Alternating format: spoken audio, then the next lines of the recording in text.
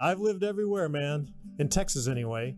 From Waco to Lubbock, Corpus to El Paso, Dallas to San Antonio, with Houston in between. From the defenders of the Alamo centuries ago to Medal of Honor winners of today. We don't ever want to forget the contributions our Mexican American forefathers have made to enrich the lives of all Texans. We also want to recognize today's rising stars that are paving the way for Texas' next 200 years. May God bless Texas. This is TXMX TV. Hi, and welcome to another episode of TXMX TV. My name is Orlando Salazar, your host. Thanks for joining us today. And we have a really great guest today. He's had a long career in law enforcement, but I also consider him a rising star because there's a lot still ahead for him to accomplish. He's still a young man, as you'll soon see, and we're really happy to have Victor Avila with us, formerly from El Paso. He now lives in the DFW area. Welcome to TXMX TV, Victor. Thank you, Orlando. Thank you for having me. I was just introduced recently to Victor, and we just hit it off, first on the phone and now obviously in person. The fact that I once lived in El Paso certainly helps with that. But the fact that he's had such a tremendous career in law enforcement and has done so many interesting things and has been just a standout within his career field is really worth noting. So we're really glad to have him with us today. He recently wrote a book, which we're going to go over in just a little bit. But just to start out with, Victor, just tell us about your early childhood, your early years in El Paso, and what led you in the path of seeking a career in law enforcement. Well, I'm born and raised in El Paso, Texas. I'm a first-generation Mexican-American. My parents immigrated here to the United States in the 60s. And grew up in a border town, a very unique situation in a border town that many people still to this day do not understand. But I had a great upbringing, a great childhood. I really didn't think that that law enforcement was going to be something that I was going to do initially, but I was a part of the El Paso Police Explorers when I was a teenager. That opened my eyes to seeing the life of a police officer, and really to recognize that police officers are just people, just like us. Their fathers, their mothers, their sisters and brothers. And I really enjoyed that exposure. And then later on, going to college at UTEP, University of Texas El Paso, went into a criminal justice career. And that's what spun off my criminal justice and law enforcement career. So briefly, having experienced police officers early on, and seeing what is happening, sadly, to the police in general, the way they've been regarded now in our public policy, in our media. How do you compare what you saw back then and how you perceived police when you were a young person, and what's going on today? Well, I attribute all that to my parents, and that, I think, is the respect for authority. I wasn't afraid of the police, but I definitely had the respect, and that came from the teachings from at home. I remember, you see a police officer in the street, you kind of tighten up, and you respect that.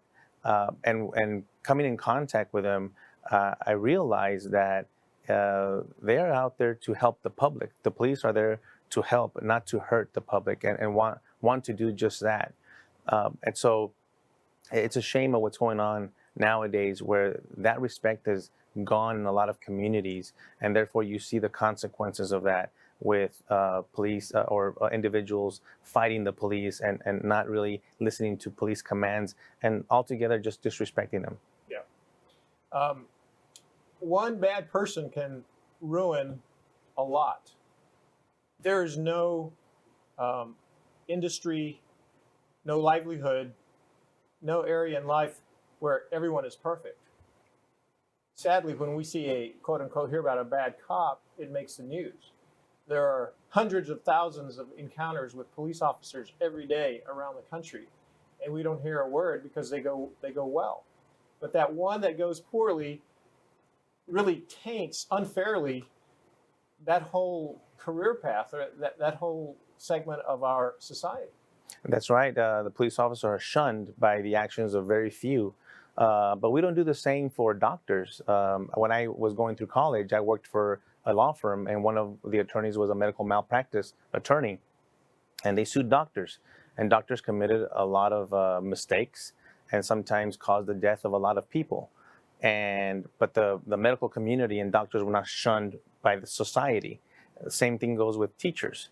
There's a lot of good teachers, and I respect them and their hard work, and they're underpaid. However, there's some bad teachers out there that sometimes have inappropriate contact with their students, and so forth and so on. But we don't condemn all of our teachers in That's society. right. And That's so right. all of a sudden, that's happening in our law enforcement community. It is, and it's really sad. Uh, with people like you sounding that alarm and sounding that bell about how we need to better approach this situation, I'm hoping it will improve. And maybe as you've come out of that, you can kind of lead a charge in that direction. But having spoken to that, you went from directly into what area of law enforcement? I started my career as a state parole officer for the Texas Department of Criminal Justice, and that was my first contact with dealing with the criminal element in our society. I supervised individuals that were released on parole from prison, state prison, that were gang members with serious charges with them, sex offenders, and I supervised them in a super intensive supervision, following them, make sure that they abide by the rules while they were released on parole. Then my career moved up from there, and I realized there was the same position in the federal system, except they call them a federal probation officer, working for the U.S. courts, and I eventually became a federal probation officer. What did you learn from being around that element about following, I guess, primarily younger people that had broken the law at an early age, or even older people that have done that? Is there a common thread that you observed doing both jobs? Is there something that stands out? Two things. One, by the way, they were of all ages, and two things that stand out: drugs, drug usage, and the absence of the father in the home. Those were the two main causes or resources that I saw as factors in a lot of these individuals that were involved in the criminal justice system. And how hard is it to rehabilitate an individual? Does it depend on how far they've gotten into drugs, how much influence they've had by other people? What's the hardest thing to to break out of in that situation? Very difficult. The recidivism rate is very high, and I remember just having, even as a parole officer, revoking and catching these individuals on violations and sending them back. It was a very difficult process. I did see a few success stories, but unfortunately, most of them would go back into the criminal world. Wow, it's so sad, Yes. especially young people that just go into a downward spiral and they never get out of it. You did a lot within. Now at that point you were working as a parole officer, but then you moved on up into working with ICE. Is that the correct movement that you had? So when I was a federal probation officer, I dealt a lot with special agents of all agencies, U.S. Customs, Secret Service, FBI, DEA, and I would interview the agents to conduct the pre-sentence reports for the district judges. Then I realized that I didn't want to just interview them and read about it in reports. I wanted to do what they were doing. I wanted to be a federal criminal investigator, and I applied back then to the U.S. Customs Service. This is right at the creation of the Department of Homeland Security, when it was created after the attacks on 9/11, and eventually that was formed ICE, which is the combination of the U.S. Customs Service special agents with the Immigration and Naturalization Service investigators. So how long did you do that? So I became an ICE agent in 2004 up until my retirement in 2015. Wow, so you did that for a long time. Now you also worked in international areas as well. Tell us about that. Well, I was assigned to the field office in El Paso. There was an opportunity after I'd done some cases there that got my name noticed to serve on the other side of the border in Ciudad Juarez. This was in 2008, when Ciudad Juarez was the most dangerous city in the world. At that time, there were approximately 350 homicides a month. And so there was a lot of work to be done. I got a temporary assignment there, and that temporary assignment led to my permanent assignment to the U.S. Embassy in Mexico City. And in 2009, I took my family to Mexico City and was assigned over there as a U.S. representative. And so you were still working for ICE? Then? Yes, it's all under ICE. Okay. How long were you in Mexico City? Approximately 2 years, Wow. right before the shooting. Now, you just mentioned the shooting. Now, you have written a book called Agent Under Fire, and it's really impressive, the people that have endorsed your book. Katie Pavlich, the editor of Town Hall, Congressman Mike McCall from here in Texas, Cheryl Atkinson, a very well-known investigative reporter who is quoted, seen on TV all the time. Unbelievable endorsements for your book, and it just came out. Tell us about the primary motivation of the book, and then there was a really big event that challenged your life in a big way. So walk us through your experiences leading up to what happened was it in Mexico City or around Mexico when this happened? It happened in Mexico in 2011. And the primary focus of the book and the reason why I wrote it is to make sure that the story was written and set there in history, because I want the awareness of people to know. It'll be 10 years this coming February, and a lot of people still don't know that a U.S. agent was killed in line of duty. So going back in 2011, while I was there, myself and Special Agent Jaime Zapata, who was an agent out of the Laredo office, he's originally from Brownsville. He's an ICE agent. He was an ICE agent as well. Okay. We were assigned to drive on a highway to go pick up some equipment from our ICE counterparts from the Monterey consulate, and meet them and exchange some equipment and pick up some equipment from them. This is Highway 57, is the main corridor that we would travel all the time. And we did this. The assignment came on February 14, 2011.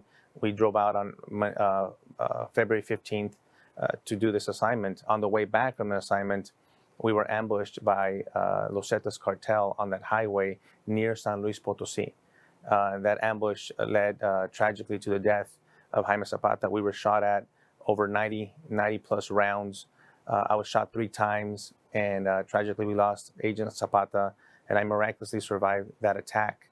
And because of that, as you mentioned, it turned mine and my family's world upside down from that shooting, from that day to being extracted from the country of Mexico, my family as well for security reasons, and then brought back to the U.S. and therefore. Let's go back a little bit.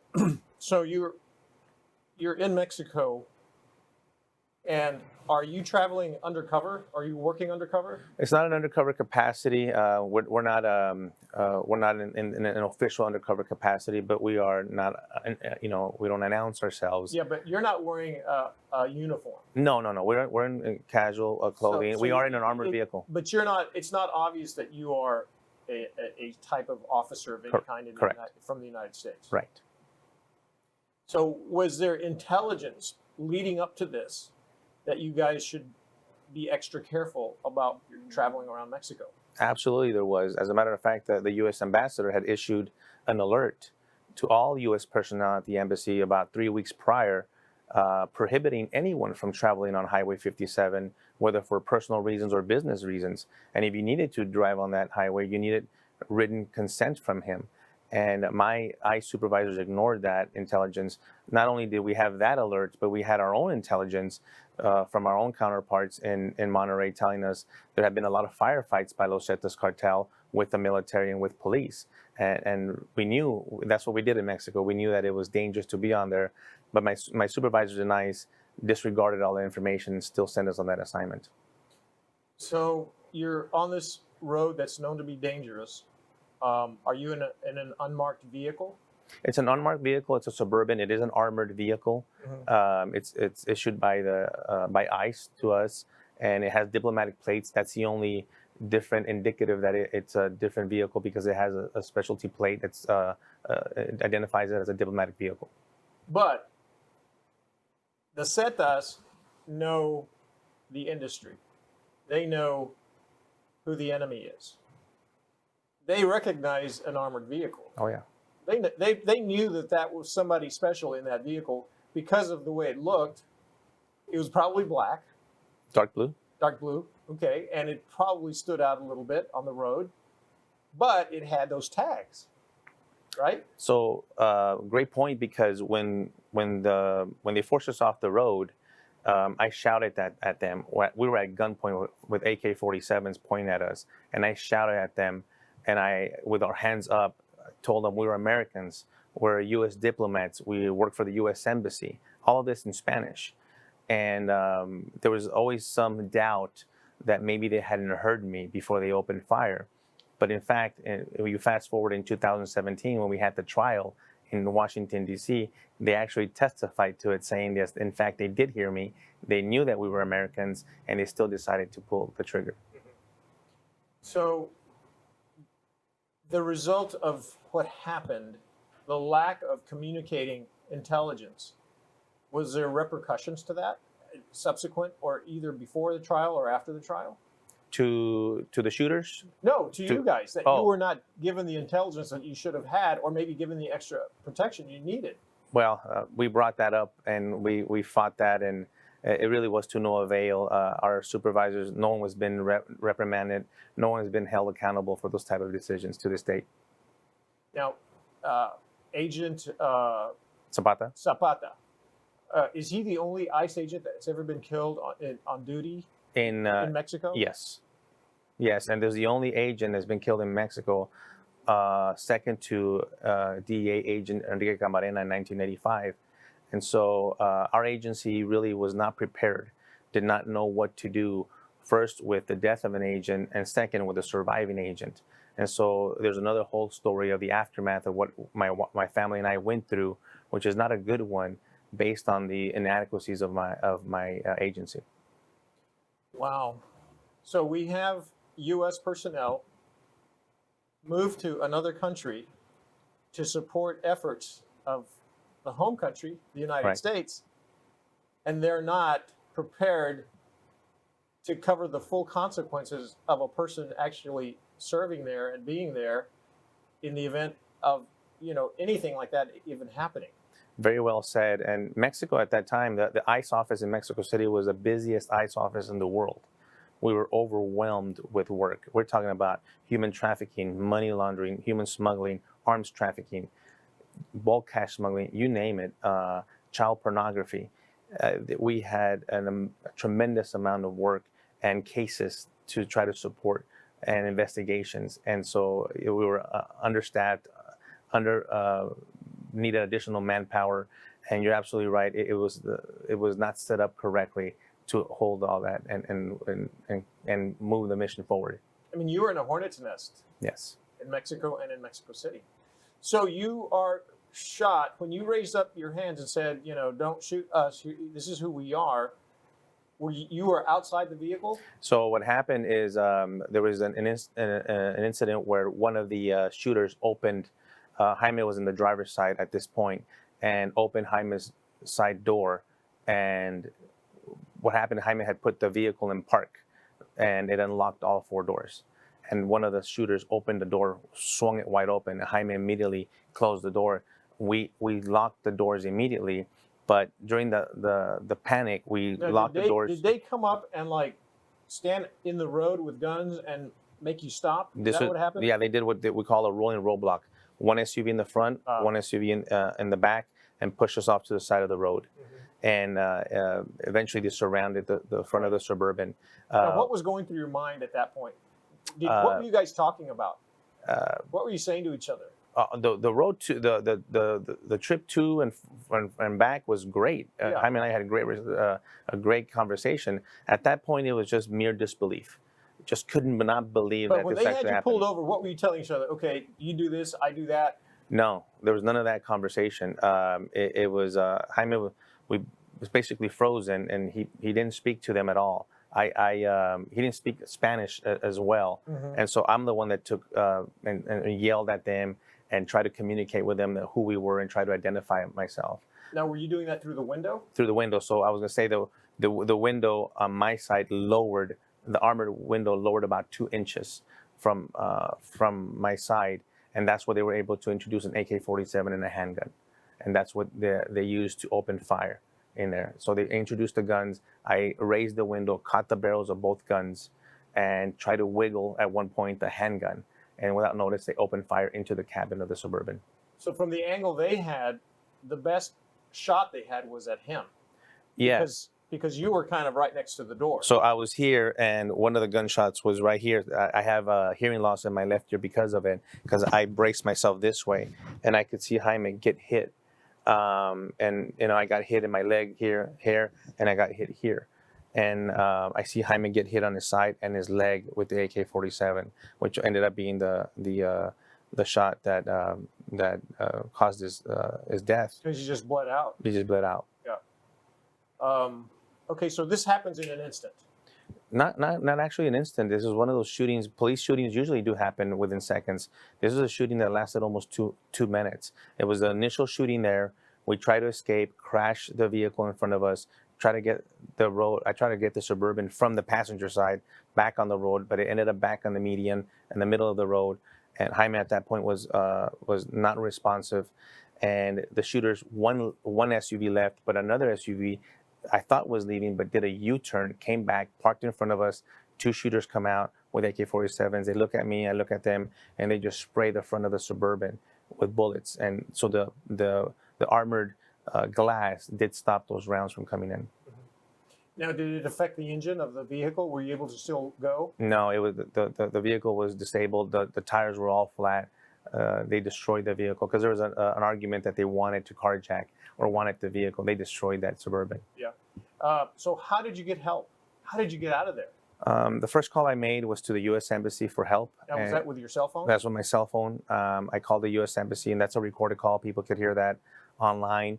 That then led to the connection to the Regional Security Office, which is the Diplomatic Security Special Agents. And then my ICE counterparts and friends got on the line. I eventually called the Mexican Federal Police in Mexico City. This is the head of our vetted unit that we worked on a daily basis. I called him directly.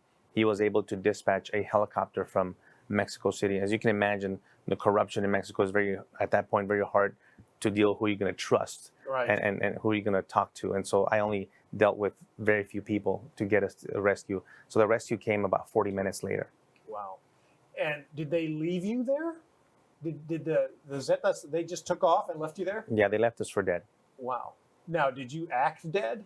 I mean, did you let them think you were dead? On the second part of the shooting, I just froze there, and I just see them get back in the Suburban and leave. But now you're bleeding. I am bleeding. At one point, I hadn't really realized that I had been shot, not until I was on the phone with one of my ICE friends who used to be a paramedic. He's the first one that told me, you have to check yourself, because I was full of blood, but a lot of it was Jaime's blood. Right. I was trying to And you contain were full of adrenaline. I was trying to contain the bleeding, and I had a lot of shrapnel and glass in my face. And so eventually, when I did check myself, I noticed the wound in my chest and then, of course, in my leg. So when the bullets hit, you didn't even feel it? Did not. Wow.